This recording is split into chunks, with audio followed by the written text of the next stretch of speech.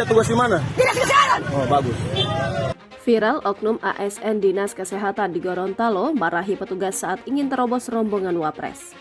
Viral, aksi seorang pengendara motor metik diduga aparatur sipil negara di Gorontalo marahi petugas keamanan saat hendak terobos rombongan Wakil Presiden RI Jumat 14 April 2023. Video yang diunggah oleh pemilik akun Instagram @andreli_48 terlihat seorang wanita mengenakan pakaian berwarna orange memasang muka marah saat ditanya petugas. Pada video tersebut tampak wanita itu mengeluarkan nada suara tinggi saat ditanyai oleh salah satu petugas pengamanan. Diketahui jika wanita tersebut merupakan pegawai Dinas Kesehatan Gorontalo. Dilihat dari keterangan unggahan, wanita pengendara motor itu ingin menerobos pengamanan rombongan Wakil Presiden RI Kiai Ma'ruf Amin. Tak hanya itu, terdengar juga suara seperti menyoraki kelakuan wanita pengendara motor itu.